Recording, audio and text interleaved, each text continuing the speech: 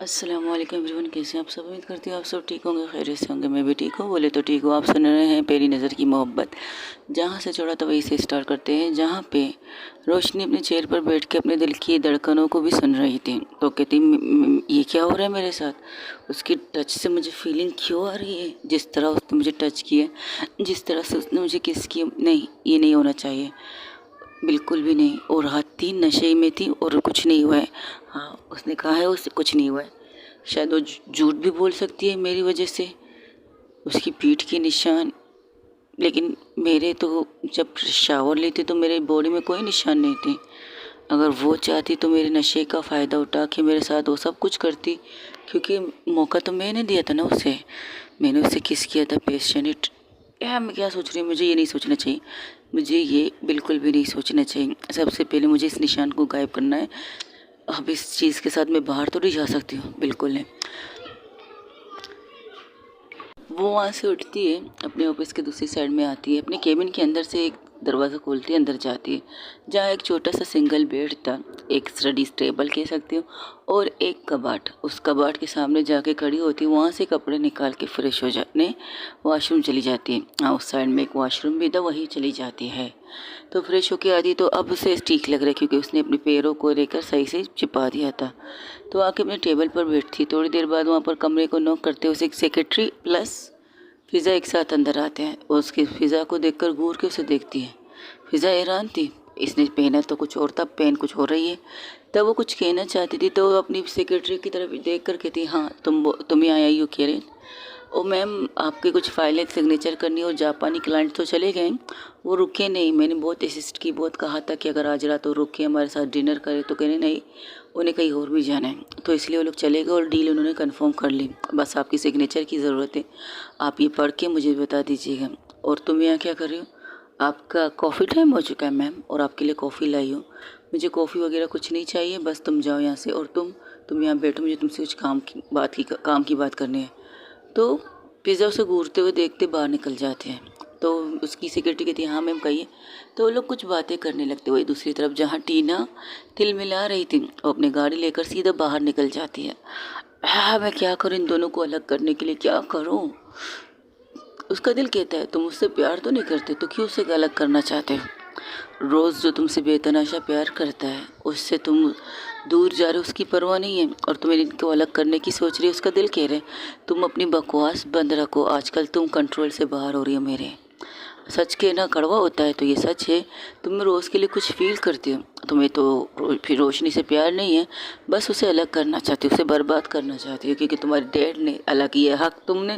तुम्हारे डैड को बर्बाद करो, उस लड़की को क्यों। तुम्हारे डैड ने तुम्हारे साथ नाइंसाफ़ी की है, उस लड़की ने तो नहीं की है। बचपन से वो तुम्हारे साथ है, बचपन से अगर तुम्हारे डैड ने तुम्हारे साथ नाहक की है, तुम्हारे हक को मार के उसे दिए, तो उसने बदले में वो सारे हक, वो चीज़ें तुम्हें दी है। उसने कभी तुम्हारे साथ गलत किया नहीं। अक्सर तुम्हें बेस्ट फ्रेंड कहती थी, वो तुम्हें बेस्ट फ्रेंड मानती है, और तुम उसके लिए बुरा सोच रहे हो। अब वो नई ज़िंदगी शुरू कर रही है। तुम्हें भी पता हो, तुमसे सिर्फ दोस्त मानती थी, वो तुमसे प्यार नहीं करती थी, लेकिन तुम ज़बरदस्ती उसकी लाइफ में घुसना चाहते थे। क्यों?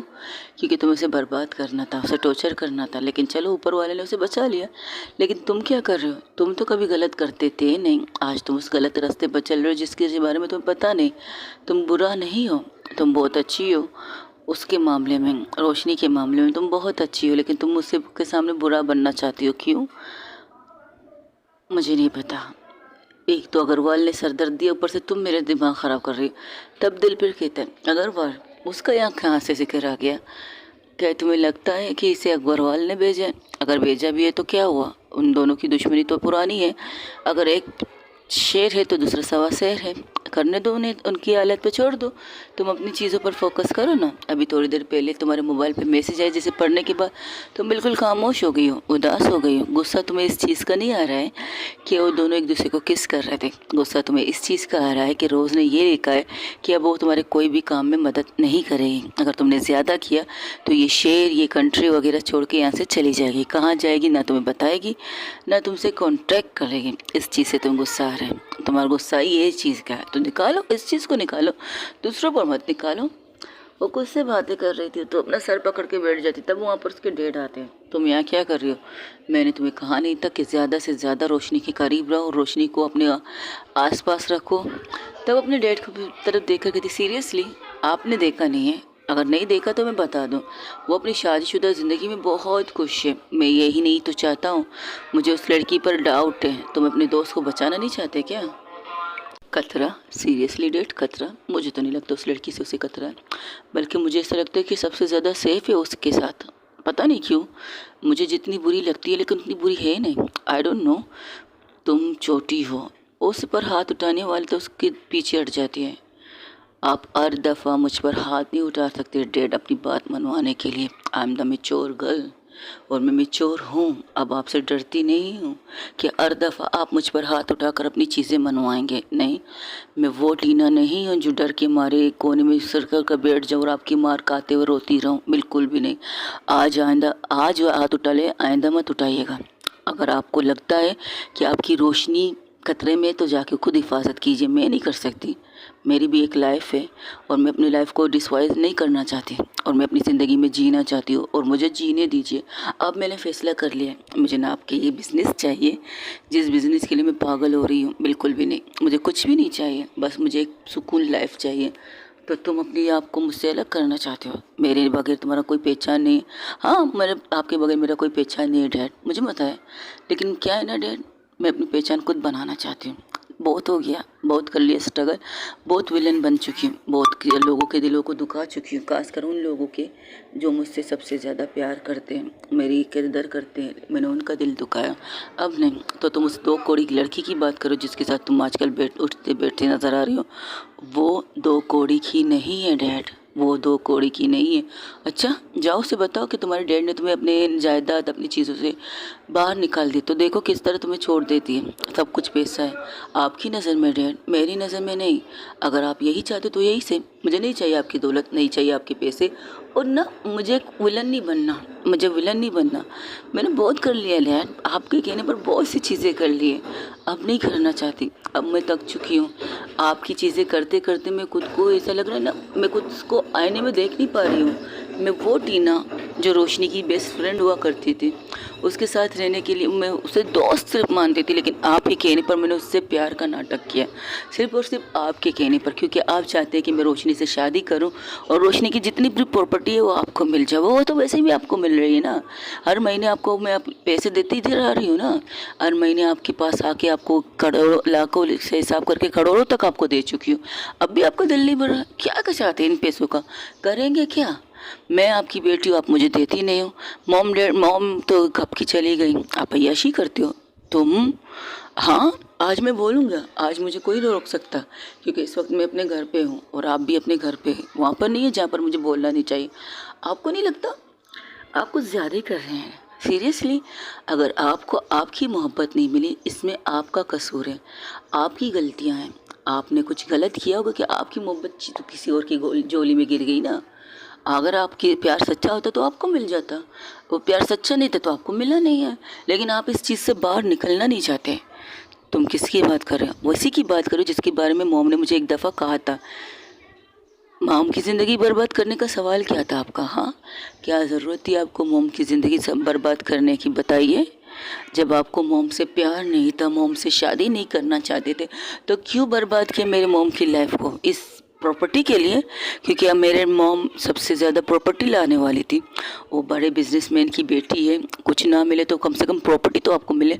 मिल गई ना आपको प्रॉपर्टी, लेकिन आप मेरी मॉम के कातिल हो। आपने मेरी मॉम को तिल तिल मारा है, आपने उन्हें अपने करीब ना आने देकर मारा है, आपने उनकी खुशियाँ बर्बाद करके उन्हें मारा है। और मैं आपको अपनी मॉम की मर्डर करार देता हूँ। हाँ, पहले नहीं देता था, पहले मैं डरती थी आपसे, बहुत डरती थी, क्योंकि आप मारते थे ना, बेल्ट निकाल के, लकड़ी निकाल के, छड़ी निकाल के मुझे मारती थी। अब नहीं, अब मैं इतनी मैच्योर हो गई, अगर आपने मुझ पर हाथ उठाया ना, वो इतना तो मैं कानून को जान चुकी हूँ कि मैं आप पर केस कर दूँ। अगर आप मुझे बर्बाद करना चाहते, मुझे रास्ते से हटाना भी चाहते, ये आपकी मर्ज़ी। अगर लेकिन अब नहीं कर सकती आपका काम, कभी भी नहीं करूँगी। ये क्या करो, वहाँ से निकल जाती है। ओ, गुस्से में एक गिलास जो उसके हाथ में था उसे तोड़ देती है। तुम पागल हो, और तुम उस लड़की के लिए मेरे साथ कर रहे हो ना, आज ही दिन इसकी लड़ाई तुम्हें ना मिली तो मेरा नाम बदल देना। ये कहकर एक नंबर डायल करती है, एक तस्वीर भेज रही हो, उस लड़की को इतना मार दो, इतना मारो, इतना मारो कि किसी के बाप बेटे को कभी अलग ना कर सके। You understand. और हाँ, कि लगना चाहिए कि एक हादसे में या किसी चीज़ में उसकी इज्जत के साथ साथ उसकी जान चली गई, ऐसे मारो उसे। और ये कहकर फ़ोन बंद करते, इस लड़की के लिए तुमने मुझे छोड़ा है ना, जब ये लड़की नहीं रहेगी तो तुम रोते रोते फिर से मेरे पास आओगे, और तुम्हें संभालना मुझे आता है टीना, मैं तुम्हारा बाप हूँ, तुम मेरे बाप नहीं हो। ये कहते हुए वो यहाँ से चला जाता है। वही दूसरी तरफ जहाँ रोज़ अपने ऑफिस में काम कर रही थी, हाँ, एक साइड में वो जाती जहाँ पर कुछ लोग काम कर रहे थे लेकिन एक दूसरे से हाथों में शराब की बोतल थी, क्या ये कह सकते हो, ओबरॉय की तरफ से एक साइड पे आई थी जहाँ पर वो काम करने वाले बंदे थे, उनको इग्नोर करके वो साइड में जाती है। तब आज कुछ यूनिक होता है, हाँ आज कुछ यूनिक होता है। रोज़ जो मैसेज पे मैसेज देख रही थी टीना के किसी मैसेज का जवाब वो नहीं दे रही थी, बिल्कुल भी नहीं दे रही थी। टीना को इग्नोर करके, यहाँ तक कि टीना की नंबर को उसने ब्लॉक करके रख दिया था। शायद उसे लगा था कि टीना उसे इस चीज़ के लिए कॉल कर रही है कि तुम मुझे इंफॉर्मेशन क्यों नहीं दे सकती, वडेवर बहुत सी चीज़ें हैं, लेकिन अब वो थक चुकी हैं, वो इंफॉर्मेशन देना नहीं चाहती हैं। तो वही दूसरी तरफ जहाँ पर वो अपने बॉस के कहने पर, मतलब मिसिस ओबरॉय के कहने पर एक साइड पर जाती है जहाँ पर कुछ काम चल रहे थे, मज़दूरों का काम चल रहे थे, वहाँ पर एक प्रोजेक्ट पर काम चल रहा था। तो सारी चीज़ें देखकर वो चीज़ों को लिख रही थी, एक तरफ देख रही थी, एक तरफ लिख रही थी। फिर एक साइड में जाती जहाँ पर बहुत ही ज़्यादा जैसे कि खामोशी टाइप होती है ना, सन्नाटा, तो कहती है यहाँ पर काम क्यों नहीं हो रहा। और जैसे ही पलटती है, बाहर आने के लिए निकलती है, जैसे उस कमरे से बाहर निकलना चाहती है कि कुछ बात कर सके, लेकिन वहाँ पर सामने 5 लड़के आदमी खड़े थे जो शराब के नशे में, दूध कह सकते हो या शराब पी कर या कुछ और नहीं। उसे देख कर कहते अरे वाह, आज तो हमारा कोठरी में बहुत बड़ी मैडम आई है, मैडम बैठिए ना, आपके लिए चाय कॉफ़ी कुछ लाते हैं हम लोग। तो वो कहती है देखो तुम लोग नशे में हो, मुझे रास्ता दो जाने के लिए। अरे मैडम हम नशे में तो है, लेकिन आपकी खूबसूरती का नशा है, आप इतने दिनों बाद आई हो, आपको देखकर दिल में अजीब सी हलचल होती है। अब आप जब खुद से हमारे इस कमरे में गरीब खाने में आइए तो हमें तो चखने तो दीजिए अपने आप को। देखो तुम लोग दूर हटो मुझसे, मेरे पास मत आओ। तो कहते अरे अरे मैडम पास ना आए, सीरियसली हम तो आपके पास आएंगे आज रात तक के, आपको अपने पास रखेंगे, फिर इसके बाद सोचेंगे हमें क्या करना है आपके साथ, लेकिन थोड़ा सा एंजॉय करने तो दे दो मैडम जी, थोड़ा सा एंजॉय, बस इससे ज़्यादा कुछ नहीं। तो वहाँ से पीछे से एक आवाज़ आती है, तो मुझे भी तुम लोगों के साथ एंजॉय करने दो, मुझे भी एंजॉय करने में मज़ा आएगा तुम लोगों के साथ। जैसे ही वो आवाज़ सुनते हो पलट के देखते हो तो वहाँ पर 3 लोग खड़े थे, नीलम, कंवल और फिज़ा। फिज़ा की तरफ देखकर वो हैरान थी, ये कौन है, ये इन्हें जानती नहीं। हाँ नीलम कंवल को जानती है जो उनके बॉस के पोती के दोस्त थे, लेकिन पिज़्ज़ा के बारे में ये जानती है ये तो रोशनी के साथ है और रोशनी की वाइफ है, ये यहाँ क्या कर रही है। तो उसे उनको देखते कि उन तीनों को देखकर कहते अरे वाह आज तुम्हारी चांदी चांदी सोना है सोना, आज तो हम बहुत ज़्यादा मज़ा करेंगे, कहाँ हम एक को लूटने आए थे, अब तो हम 4 लोगों को लूटेंगे। तब वहाँ से फिज़ा कहती है सपने में बाबू, सपने में, जिसने तुम्हें भेजा है ना इस तरह की हरकत करने के लिए उसको जवाब भी तो मुझे देना है, और जो नशे की एक्टिंग तुम लोग कर रहे हो ना तो और सबसे निकल आओ। और फिज़ा की तरफ देखकर, सॉरी नीलम की तरफ देखकर फिज़ा कहती है इन्हें पहचाना कौन है ये लोग, पहचाना, कमीने कुत्ते हैं, बिके हुए कुत्ते हैं, तुम्हें पता नहीं रोज़ तुम्हें यहाँ नहीं आना चाहिए था, वो मिसेस ओबरॉय ने मुझसे यहाँ भेजा था, मिसेस ओबरॉय ने तुम्हें भेजा था साइड पे, लेकिन तुम्हें गलत इन्फॉर्मेशन देकर यहाँ किसी ने और ने बुलाया है। कि क्या मतलब, मुझे साइड पे भेजा है, इनका मैसेज है मेरे पास। हाँ इसके बाद तुम्हारे पास किसका मैसेज आया रोज़, मेरे पास कंपनी के हेड का मैसेज आया था कि उस साइड के बाद मुझे यहाँ के कुछ काम है, वो मुझसे यहाँ मिलना चाहते हैं। बस तो समझदार हो तुम कि हम मुझे जानबूझ के यहाँ बुलाया गया। ऑफकोर्स तुम्हें जानबूझ के बुलाया गया है। अब ये किसने बुलाया ये लोगों के मुंह से सुनना मुझे पसंद आएगा, लेकिन मैं जानती नहीं किसने बुलाया। अब तो मैं 100% श्योर हो चुकी हूँ वही है इस खानदान का दुश्मन, ओबरॉय और अग्रवाल को अलग करने वाला कमीना इंसान, जिसने इन्हें भेजा है तुम्हारी इज्जत ख़राब करने के लिए और तुम्हें ख़त्म करने के लिए। क्या मतलब, मुझे इन दुश्मनी का क्या मसला है? तुम्हें दुश्मनी का मसला नहीं, लेकिन तुमने उसकी एक बहुत ही कीमती चीज़ को उसके हाथ से दूर कर लिया है ना। मैं समझी नहीं आपकी बात को। चलो समझाती हूँ, स्टार्ट से समझाती हूँ, पहले इनसे लिपट ले। तो हाँ, तुम्हें किसने भेजा है? अपने मुंह से कबूल करोगे? अच्छा, अगर हम तुम लोगों को मार दें फिर चलेगा क्या? फिर तुम्हारे माँ लाश के बाद हम लाश के पास बैठकर हम बात करेंगे। अच्छा, एज यू विश कि मैं तुम्हारी ख्वाहिश पूरी कर सकूं। लेकिन क्या है ना, आज का दिन थोड़ा खास है। आज मुझे मेरा वो मिला है जो मैं अपने हाथों को गंदा नहीं करना चाहती। तुम लोग गंदा करना चाहते हो नीलो कवर? नहीं, मैं भी नहीं कर सकती, क्योंकि मेरे साथ भी इम्पोर्टेंट चीज़ें हुई हैं, तो मैं भी नहीं कर सकती। तो रोज़ हैरान थी क्या बातें करके बैठे। तो ठीक है, इनके लिए इनके हिसाब से लोग मंगवा लेते हैं। वो एक सीटी बजाती है। सीटी बजाने के बाद वहाँ पर 5 से 5 अट्टे कट्टे इंसान आके इनके सामने खड़े हो जाते हैं वर्दी में। उन वर्दी में देखकर तो डर के पीछे हट जाते हैं। अरे अरे अरे, आप तो इनका नशा भी उतर गया यार फिजा, ये तो इन वर्दी वालों को देखकर ही डर गए।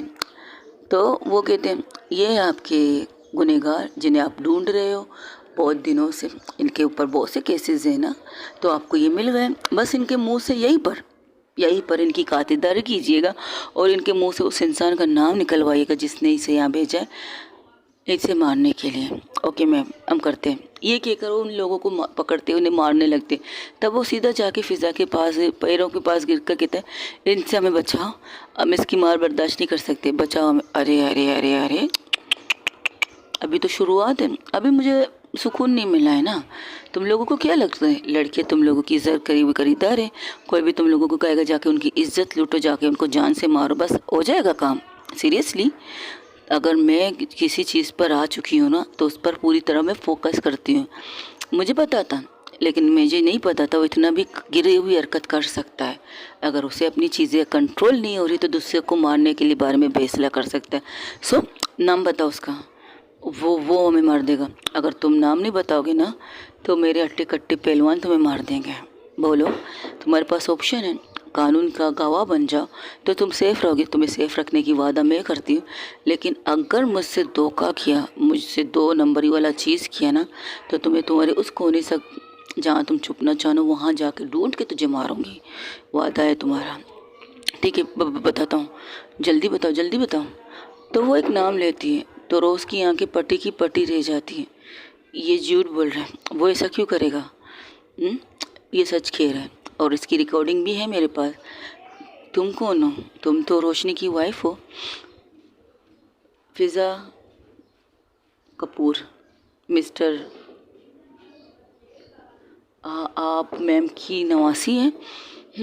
हाँ, मैं मैम की नवासी हूँ, लेकिन आप तो यहाँ थी नहीं। जहाँ तक मुझे इन्फॉर्मेशन है कि आप यहाँ पर नहीं हैं, आप बाहर सिटी में हैं, मतलब इस मुल्क से बाहर हैं, कंट्री से बाहर हैं, फिर आप यहाँ, और आप तो रोशनी मैम की वाइफ हैं। ये लंबी कहानी है दोस्त, इस कहानी को मैं किसी और दिन सुनाऊंगी, लेकिन ये किसी का जिसका नाम ले रही है वो मेरी दोस्त के पापा हैं। क्या मेरी दोस्त ने ये सब करवाया? अरे नहीं रे, तुम्हारे लिए तो उसने अपने पापा को छोड़ लिया। आती होगी तुम्हारे पास, बात कर लो उससे। फ़िलहाल तो इनको तो मैं कुछ दिखाना चाहूँगी। चलो चलते हैं, तुम जाओ अपना काम करो। और हाँ, जो काम है, लेकिन इस सेठ ने जो मुझे यहाँ बुलाया उसका क्या करना है? उससे तो मैंने सज़ा दे दिया, वो भी इनके शिकंजे में पुलिस के। अब वो उनके साथ क्या करेंगे उनकी मर्ज़ी, लेकिन जब भी करेंगे तो अच्छा करोगे ना ऑफिसर्स। ओके मैम, करते हैं हम कुछ। ये कहकर वो लोग सब वहाँ से चले जाते हैं। वो रोज़ को लेके जाती है, उसके ऑफिस के बाहर छोड़ती है, लेकिन जब बाहर देखती तो वहाँ पर टीना खड़ी थी। टीना रोज़ को फ़िज़ा के साथ देखकर गुस्से में उसके पास आती, तुम इसके साथ क्या कर रही हो? अरे अरे शीर, वो उसके कंधे पर हाथ रख के अपने करीब करके कहती ये मेरी दोस्त है। उससे कुछ दिनों बाद मुलाकात हुई तो सोचा दूर रहो इससे। वो उसके कंधे से इसका हाथ पकड़ के हटाती है और उसे अपने करीब करती है। दूर रहो उससे, एक दफ़ा कर ले, दूसरी दफ़ा इजाज़त नहीं दूंगी तुम्हें ये सब करने का। अरे जब तुम्हारा इसे प्रॉब्लम नहीं है, तुम क्यों प्रॉब्लम कर रहे हो? देखो मैंने कहा ना, दूर रहो रोज़ से। तुम्हें चाहिए क्या? शादीशुदा, अपनी बीवी पर फोकस करो, दूसरों पर फोकस क्यों कर रहे हो? अरे अरे अरे अरे, तुम तो जलन के मारे लड़ लो रही हो। इतनी जलन तो तुम्हें तब भी नहीं होती जब मैं अपनी वाइफी के साथ होती हूँ। इसके साथ क्या रिश्ता है तुम्हारा? जो भी रिश्ता है मुझे तुम्हें इसे बताने की ज़रूरत नहीं है, तुम बस दूर रहो। समझ में आई? फिर से कहती हूँ, मुझे तुम्हें बताने की ज़रूरत नहीं है कि मेरा इसके साथ क्या रिश्ता है। तब रोज़ भी उसके हाथ को छुड़ा के कहती है, सही तो पूछ रही है, मेरी दोस्त है, बताओ मेरा और तुम्हारा क्या रिश्ता है? बस दोस्ती का। और तुम्हें बता दूँ, मैंने दोस्ती के लिए तुम्हें मना किया है। अब मैंने तुमसे सारे राब्ते ख़त्म कर दिए। इस बारे में हम अकेले में बात कर सकते हैं? नहीं, बिल्कुल नहीं कर सकते। फिज़ा बात काट कर कहती है, बिल्कुल नहीं कर सकते। जब मेरी दोस्त कह रही है तो अब तो बिल्कुल भी नहीं कर सकते तुम इसके साथ बात। तुम्हें जो बातें करनी है मेरे साथ करो, हम लोग बैठे हैं बात करने के लिए। देखो तुम, और उसके सामने आके कुछ कहना चाहती थी तो रोज़ उसके सामने आके कहती, देखो मेरी दोस्त है, उस पर हाथ उठाने की ज़रूरत नहीं। तुम इसे कब से जानती हो? मैं इसे कब से नहीं जानती, मैं आज से जानती हूँ। जिस तरह इसने मेरी इज्जत, मेरी जान बचाई, तो अब से मैं जानती हूँ कि क्या मतलब इस बात का। कुछ खास नहीं, बस कुछ लोग आए थे जो मेरी इज्जत लूट कर मुझे जान से मारने वाले हैं। जो ऐसा लगे कि किसी ने मेरे साथ ज़बरदस्ती की, और ज़बरदस्ती करने के बाद मैं उस शायद मर चुकी हूँ। ये चीज़ें कौन थे वो लोग? वो कौन थे ये छोड़ो, तुम्हारा मेरा रिश्ता क्या है ये बताओ। तुम क्यों आ रहे हो मेरी ज़िंदगी जब मैंने तुमसे कहा था damn it I love you? अच्छा, बहुत जल्दी तुम्हें याद आएगा तुम मुझसे प्यार करती हो। कहाँ है वो टीना, कहाँ है वो रोशनी वाला मोहब्बत जिसे तुम हासिल करना चाहते हो? देखो, मैं सब कुछ बताने के लिए तैयार हूँ, लेकिन तुम्हें सबसे पहले मैं ये बताता हूँ, मैं अपने डैड का सब कुछ छोड़ के आ चुकी हूँ। ना मेरे पास गाड़ी है, ना मेरे पास बंगला है, ना मेरे पास कुछ पैसे हैं, कुछ भी नहीं है। खाली हाथ, सिर्फ ये कपड़े हैं और ये जूते हैं। सब कुछ छोड़ के आई हूँ, जो चीज़ें मेरे डैड कहते हैं सब कुछ। हाँ, ये कपड़े नहीं छोड़ना पड़ा क्योंकि ये कपड़े तुमने गिफ्ट किए थे मुझे, और ये शूज़, ये जो चप्पल तुम देख रही ये भी तुमने ही गिफ्ट किए थे। तो उस घर से मैं सिर्फ ये चीज़ें लेकर निकला हूँ, अब मेरे पास कुछ भी नहीं है। और डैड ने कहा था अगर मैं तुम्हारे पास इस तरह आऊँ तो तुम मुझे ठुकरा दोगी। क्या मैं सोचूं कि ये डैड ने सच कहा था? तब उसकी तरफ देख कर कहती, तुम कहो, तुम्हारे डैड ने जो कहा था सच कहा था? दिल नहीं मानता, लेकिन अब जब सब चीज़ें देख रहा हूँ तो क्या कह सकता हूँ। तुम अगर खुश हो इसके साथ ओके, अगर तुम्हें आज इसके लिए मैंने, तुमने शायद सुना नहीं मैंने क्या कहा है, इन्होंने मेरी इज्जत, मेरी जान बचाई है, सुना? लेकिन जिस तरह तुम उसको सपोर्ट कर रही हो, मुझे ऐसा लगता है कि शायद मैं गलत टाइम पर आ चुका हूँ। ओ जाने लगती है। तब रोज़ उसका हाथ पकड़ के अपने करीब करके उसके गले लगती है, उसे कस के अपने गले लगाती है। तो कहती है फ़िलहाल तो तुम चुप रहो, जो तुम्हारे दिल में चल रहा है वो बोलो। तो उसको हक करते हुए रोने लगती है, बहुत ज़्यादा रोती है, इतना रोती है। तो टीना भी, पिज़्ज़ा भी उसकी तरफ देख कर कैसे भी उसके कंधे पर हाथ रख के कहती है, अलो, इतना भी इमोशनल अच्छा नहीं होता टीना, फर्स्ट टाइम तुम इस तरह रोते हुए देख रही हो यार, मुझे अजीब लग रहा है, रोना बंद करो, बच्चों की तरह लॉलीपॉप तुमसे कौन छीन चुका है? तुम्हारी लॉलीपॉप तुम्हारे पास है। तो रोज़ उसे घूर के देखती, सीरियसली मैम मैं लॉलीपॉप हूँ? अरे हो नहीं तो क्या, जिस तरह की चेहरा उसका बना था उसे लगा था ना, जब बचपन में हम एक चीज़ देते थे उस बच्चे से उस चीज़ को ले लेते थे तो उसका चेहरा देखने के लायक होता है, उसी तरह इसका फेस था। बात कर सकते हम टीना? क्या मतलब, किस लोगों ने इस पर हमला करवाया है? फिलहाल तुम रिलैक्स रहोगे, जो मैं बात है तुम्हें बताऊँगी, शायद तुम इसे यकीन ना करो, लेकिन मेरे पास सबूत हैं, जाओ तुम्हें यकीन करने पर मजबूर कर देंगे। क्या मतलब इस बात का? चलो यहाँ से चलते हैं, पहले अंदर जाते हैं, केबिन में बैठ के बात करते हैं। तुम इस केबिन में क्यों बैठ के बात करोगी? बात ये है, जिस ऑफिस के सामने तुम खड़े हो ये मेरा ऑफिस है, मेरा नहीं, मेरी नानी का ऑफिस है।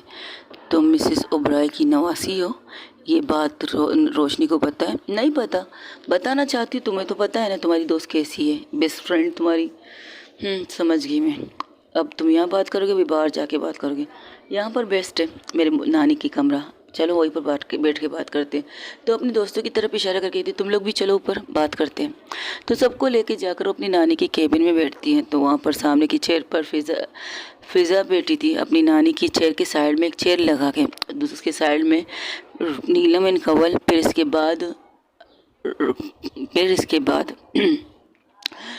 बाद बैठी थी टीना और रोज़, दोनों एक दूसरे का हाथ कस के पकड़ के बैठे थे। ये कहो, रोज़ ने उसका हाथ कस के पकड़ के बैठी थी। तो टीना कहती, तुम मेरे हाथ को इस कदर कस के क्यों पकड़ के बैठी हो? कुछ हुआ है क्या? जिसने तुम पर हमला करवाया, कि मैं उसे जानती हूँ? तो वहाँ से फिज़ा झूलते हुए कहती है, हाँ बहुत अच्छी तरह से जानती हो। तो तुम्हें बता दूँ, शुरू से बताना पसंद करोगी, शुरू से सुनना पसंद करोगे तुम? क्या मतलब मैं शुरू से सुनना पसंद करूँगी? तुम थोड़ी देर पहले अपने डैड से लड़के घर से बाहर निकले हो, तुम्हें किसने बताया? क्योंकि उस कारण में मैंने एक छोटा सा कैमरा ऐड किया है, उस छोटे से कैमरे में तुमने जो जो कहा है वो सब कुछ मुझे पता चल गया। और जो तुम्हारे डैड ने कहा है, जो चीज़ कहा है, उसे सुनने के बाद मुझे यहाँ पर होना ही था। क्या मतलब ये, तुम्हारे निकलने के बाद फ़ौरन बाद तुम्हारे डैड ने किसी को कॉल किया, किसी को कॉल करके तुम्हारी इस गर्लफ्रेंड का, जो अभी बनने वाली थी, ये बनी नहीं, उसका मर्डर करने के लिए आर्डर या हुक्म कुछ भी कहो दे दिया था। तुम झूठ बोल रही हो, मेरा डैड ऐसा नहीं कर सकता। जब तुम्हारा डैड तुम्हें ये कह रहा है कि जाओ अपनी सब कुछ छोड़ के जाओ, जब तुम्हें वो लड़की दो कौड़ी की लड़की चाहिए, तो तुमने जिस तरह डंके की चोट पर ये बात कही ना, तो वो तुम्हारे डैड डर गए थे कि हाँ, अगर तुम्हारे पास कुछ हो या ना हो, लड़की तुम्हें छोड़ेगी नहीं, तो इससे अच्छा है वो लड़की को ही रास्ते से हटा दिया जाए। तो तुम्हारे डैड ने वही किया। उन्होंने कुछ गुंडे भेजे मेरे कंपनी के थ्रू, मतलब मेरी नानी के कंपनी के थ्रू। ये रहा वो कमीना। आइए, आप ही का इंतज़ार था हेडमैन, आप ही का। तो आप वो इंसान है जिसने रोज़ को मैसेज करके उस जगह पर बुलाया। वजह जान सकती हो क्यों? तब रोज़ कहती मैंने कुछ दिन पहले ने गुटाइला करते हुए पकड़ा था, शायद इस वजह से। हाँ, ये बात भी सही है, तुमने बिल्कुल सही किया था।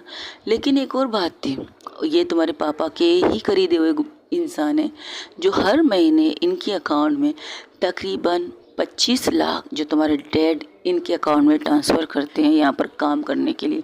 यहाँ की जितनी भी इंफॉर्मेशन जो रोज़ तुम्हें नहीं देख पा रही थी, वो तुम्हारे पापा को इस इंसान की वजह से मिल रहे थे, क्योंकि ये रोज़ से सीनियर था यहाँ पे। तो आप कुछ बताना पसंद करेंगे? मैम मुझे माफ़ कर दीजिए, मेरे छोटे मोटे बच्चों को छोड़ो, अपनी बात करो। बड़े बच्चे हो, बड़े बच्चों वाली बात करो। मैम आप जो कहेंगे मैं करने के लिए तैयार हूँ। आप मुझे सारी सबूत देने के लिए कहेंगे, मैं दूंगा। हाँ, मैंने इनके फादर के साथ हाथ मिला के हर महीने, बस इससे ज़्यादा मुझे कुछ नहीं सुनना। ऑफिसर आइए, इन्हें ले जाइए, आपके मेहमान हैं, अच्छी तरह से खातिरदारी कीजिए और उस खातिरदारी की वीडियो मुझ तक पहुंचा दीजिएगा। Thank you so much. Okay ma'am. ये कहकर उसे घसीटते हुए वहाँ से लेके जाते हैं। टीना शौक थी, मेरे डैड इतना गिरी हरकत नहीं कर सकते। क्यों नहीं कर सकते? जब तुमसे कह सकते कि तुम अपने दोस्त को इस ऑफिस में जॉब दिलाओ और उसके ज़रिए यहाँ की छोटी छोटी इंफॉर्मेशन उन तक पहुँचाओ। छोटी छोटी मोशन तो उसे ठीक था, यानी कि छोटी खबरें तक तो ठीक था। अब उन्हें एक बड़ी खबर चाहिए। बड़ी खबर ये कि मिसेस ओबराय को मार दिया गया है, किसी भी तरह से उसे मार दिया गया है। लेकिन तुम ये इंफॉर्मेशन उन्हें देना नहीं चाहते। हर दफ़ा तुम मेरी नानी को बचाने के लिए शुक्रिया, तुम्हारा बहुत बहुत शुक्रिया। जब तुम्हारे पापा उन्हें मारने की सोचते हो और तुम किसी तरह से उन्हें बचाने की सोचते हो, उसके लिए मैं तुम्हारे दिल से गहराई से शुक्रिया अदा करती हूँ। रोज़ हैरान थी, ये क्या कह रही? हाँ, ये तुम्हारे ज़रिए तो मेरी नानी को बचाती है। जब तुम्हें कहती जल्दी जाओ मिसेस ओबरॉय के साथ बैठो, कुछ काम करो, याद है तुम्हें? हर दफ़ा यही करती है ना, क्योंकि हर दफ़ा ये जो कमीना इंसान है उनके खाने में, उनके पीने में कुछ चीज़ें मिला देता है ताकि वो पी लें और कुछ मर जाए इस तरह से। लेकिन हर दफ़ा टीना की वजह से मेरी नानी बचती है, तो इसके लिए शुक्रिया अदा करूँगी मैं इसका। तुम इतना अंदर तक जा चुकी हो? हाँ, मुझे अंदर तक जाना पड़ा। तो तुम प्लान के मुताबिक टीना टीना एक सवाल पूछती, क्या तुम प्लान के मुताबिक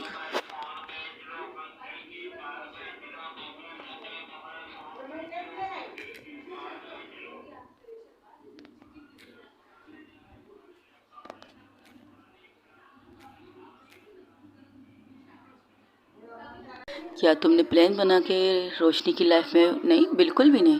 प्लान बना के तो बिल्कुल भी नहीं आई थी उसकी लाइफ में।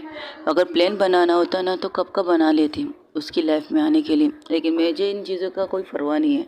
मेरे डैड के बिज़नेस का, मेरी नानी के बिज़नेस का, मुझे किसी चीज़ की परवाह नहीं। मैं अपनी 12वीं में ही लाइफ गुजार रही हूँ। मैं अपनी 12वीं लाइफ में फेल वाली लाइफ ज़िंदगी जी रही हूँ। मुझे इन चीज़ों में इंटरेस्ट नहीं है, ना अपने डैड की जायदाद में भी, किसी भी चीज़ में इंटरेस्ट नहीं है।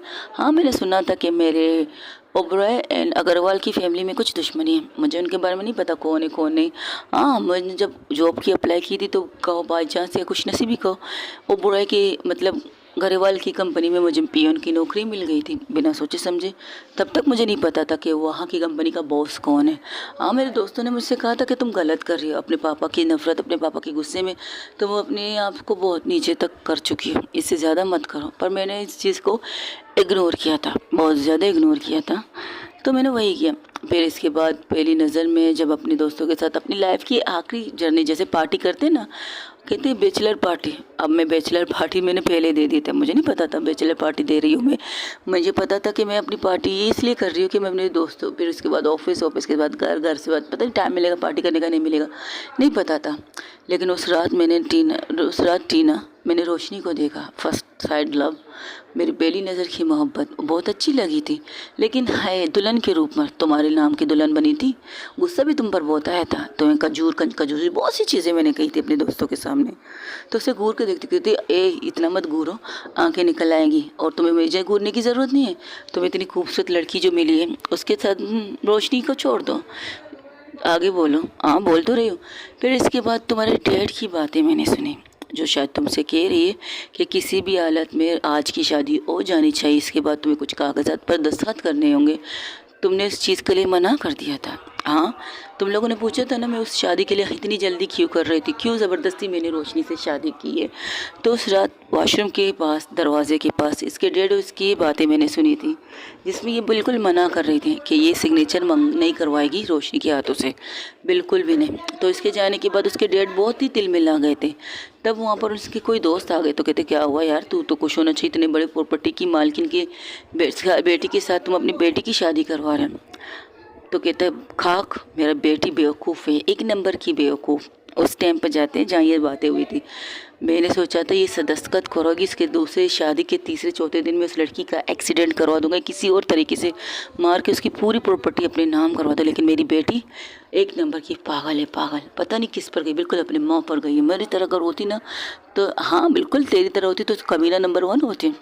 तो तुमने अपने बहू को मारने का भी प्लान कर दिया यार, तू तो एक नंबर का हरामी निकला। जो भी निकला हूँ सही निकला हूँ, इतने सालों से मैंने सबको बर्बाद कर रहा हूँ। अगर ये मेरे पास प्रॉपर्टी नहीं रहेगी तो फ़ायदा क्या, इनकी वजह से मैंने बहुत स्ट्रगल की है, मेरी मोहब्बत, मेरा सब कुछ मुझसे छीन के सिर्फ इन लोगों की वजह से। तो मैं छोड़ूंगा कैसे, कैसे छोड़ सकता हूँ इन सारी चीज़ों को। तो तुम क्या चाहती हो, करना क्या है तुम्हें? करना ये है कि मुझे किसी भी हालत में इन्हें मार देना है, पूरे ख़ानदान को, एक को भी नहीं छोड़ना, ना ओबरॉय को ना गरेवाल को, सबके मार दूंगा, सबको। सबको मारने से पहले पहले मुझे इनके दादा दादी को मारना पड़ेगा, फिर इसके ओबरॉय की मिसेस ओबरॉय को मारना पड़ेगा, उनकी बहू और बेटी को, उनके दामाद और बेटी को मारना पड़ेगा, उनकी पोतियों को, सबको मार के फिर कहीं जाकर ओबरॉय एंड गरेवाल की कंपनी मेरे नाम होगी। मौत तो उन्हें कब से मैं दे रहा हूँ, लेकिन मरने का नाम नहीं ले रहे थे। और जो एक्सीडेंट की बात कर रही थी ना रोशनी, उसके मॉम डैड की, वो भी मैंने करवाया था, मिसेस गरेवाल की बेटी किया तो। लेकिन बाई चांस उनकी बेटी को जब पता चला तो अपनी जान देने के लिए तैयार हो गई, उनको बचाने के लिए उसने वही किया। तो जब मैंने ये सुना मेरी मॉम ने अपनी जान दी है अपनी दोस्त की जान बचाने के लिए, तो मैं खुशी से पागल हो गई बहुत ज़्यादा।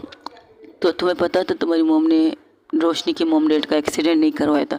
हाँ बिल्कुल पता है, यहाँ तक कि रोशनी की दादा दादी को पता है कि ये एक्सीडेंट किसने करवाया था। तो कुछ बोल क्यों नहीं रही है? सीरियसली तुम्हारे बाप के सामने कुछ कोई बोल सकता है जब उनकी मौत और ज़िंदगी उनके हाथों में, उनके करीब है, और कुछ भी कर सकते हैं।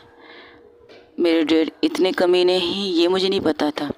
तुम्हारे डैड कितने कमीने हैं तुम्हें ये डायरी पढ़ के पता चल जाता। ये डायरी? हाँ, ये डायरी शायद तुम्हारी मॉम की है जो इस वक्त मेरे पास है। तुमने मेरी मॉम की डायरी क्यों पढ़ी है?